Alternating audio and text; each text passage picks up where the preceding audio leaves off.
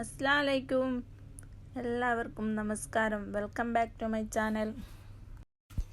ഇന്ന് നമ്മൾ ചെയ്യാൻ പോകുന്നത് അൽഫാം റെസിപ്പിയാണ്. അപ്പം അൽഫാം ചെയ്യാൻ വേണ്ടി 3 ചിക്കൻ എടുത്തിട്ടുണ്ട്. അൽഫാമിന് ആവശ്യമായ മസാലകൾ റെഡിയാക്കിയെടുക്കാം. അതിനുവേണ്ടി കുരുമുളകും വറ്റൽമുളകും ഇവിടെ എടുത്ത് വെച്ചിട്ടുണ്ട്. നമുക്ക് ആദ്യം ഈ കുരുമുളകൊന്ന് കഴുകി അരിപ്പയിലിട്ട് വെള്ളമൊക്കെ വാർത്തെടുക്കാം. വറ്റൽമുളക് ആദ്യം കഴുകി ഉണക്കിയതാണ്. കുരുമുളക് കഴുകി അരിപ്പയിലിട്ട് വെള്ളമൊക്കെ വാർത്തെടുത്തിട്ടുണ്ട്. ഈ കുരുമുളകും വറ്റൽമുളകും കുറേശ്ശെ ഇട്ട് നമുക്കൊരു മിക്സിയിലോട്ടിട്ട് അരച്ചെടുക്കണം. അരച്ചെടുക്കുമ്പോൾ വെള്ളം ഒഴിക്കരുത്, കുറച്ച് സുർക്ക ഒഴിച്ചിട്ട് വേണം അരച്ചെടുക്കാൻ.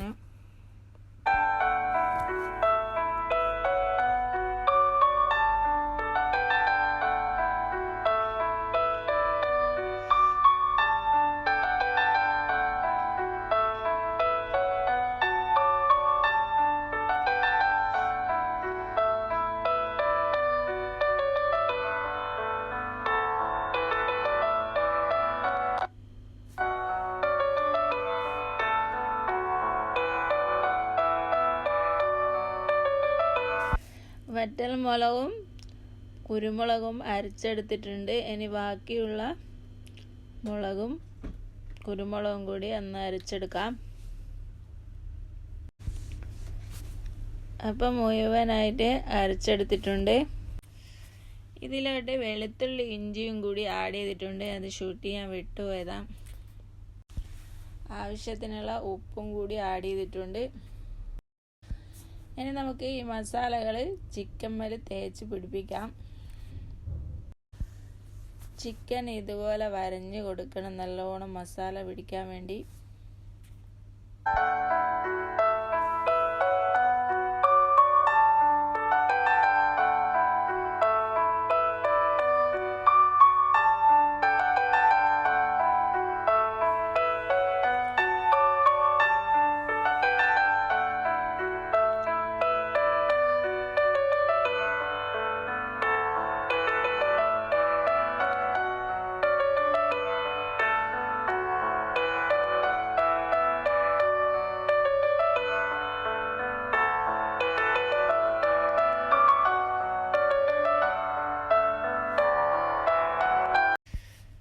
ചിക്കൻ്റെ എല്ലാ സൈഡും നല്ലോണം ഇതുപോലെ തേച്ച് കൊടുക്കണം മസാലകൾ.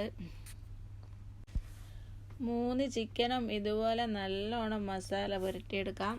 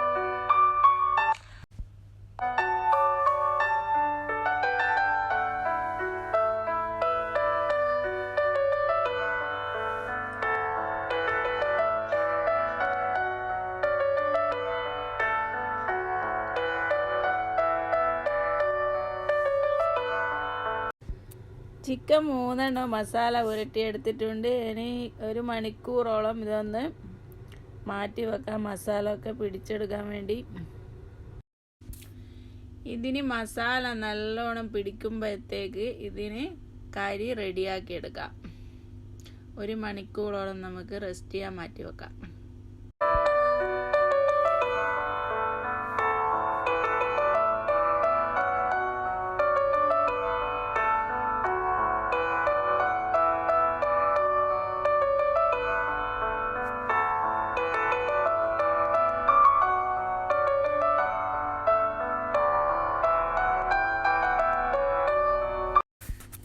അപ്പം നമ്മുടെ കറിയൊക്കെ ഇവിടെ റെഡിയായി വരുന്നുണ്ട്.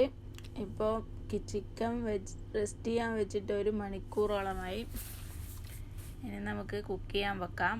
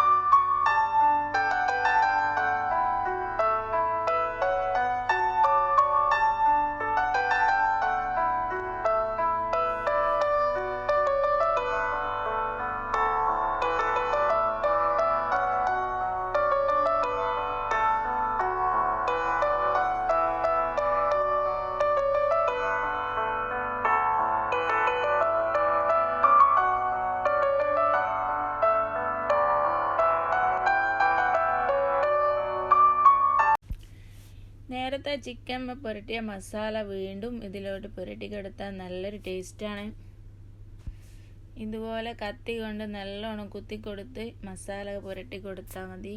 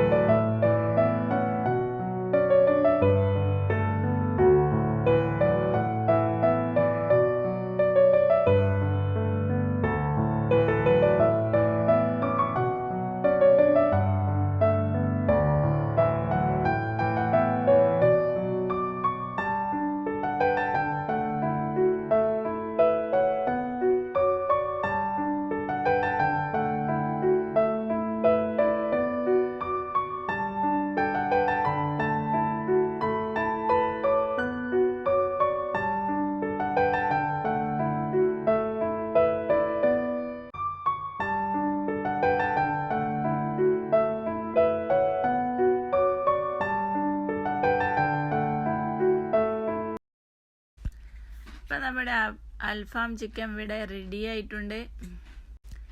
ഈ വീഡിയോ നിങ്ങൾക്ക് ഇഷ്ടമായെങ്കിൽ ലൈക്ക് ചെയ്യാനും ഷെയർ ചെയ്യാനും മറക്കരുത്. ചാനൽ സബ്സ്ക്രൈബ് ചെയ്യാനും. അപ്പം വീണ്ടും ഒരു പുതിയൊരു വീഡിയോയുമായി കാണാം. Thank you for watching.